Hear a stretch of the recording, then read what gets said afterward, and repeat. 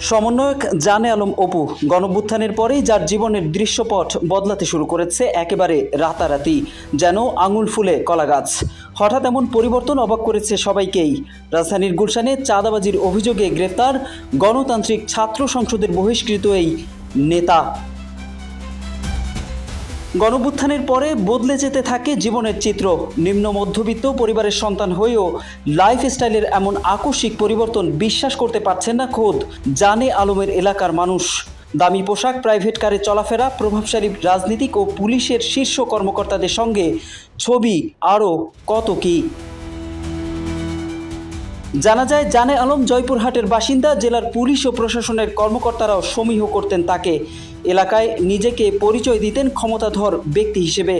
স্থানীয় কয়েকজন নেতার সঙ্গে কথা বলে জানা গেছে, নারী কেলেঙ্কারি সহ নানা অভিযোগ রয়েছে এই নেতার বিরুদ্ধে। জানে আলম অপু, তার বাড়ি তিলেকপুরের পূর্বদিঘি গ্রামে।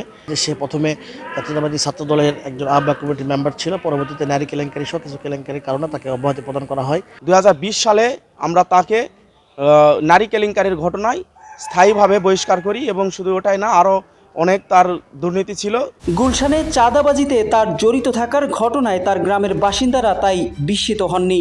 স্থানীয় লোকজন বলছেন, জানে আলম এলাকায় ছাত্রদল করতেন। বর্তমানে তিনি রাজধানীর গ্রিন ইউনিভার্সিটির আইন বিভাগের শিক্ষার্থী। বৈষম্য বিরোধী ছাত্র আন্দোলনে বেসরকারি বিশ্ববিদ্যালয়ের আন্দোলনকারীদের মধ্যে সামনের সারির একজন সমন্বয়ক হিসেবে তাকে দেখা যেত। জানা যায়, জানে আলমের বাবা আনোয়ার হোসেন দুলাল ঢাকায় একটি বেসরকারি প্রতিষ্ঠানে কাজ করতেন।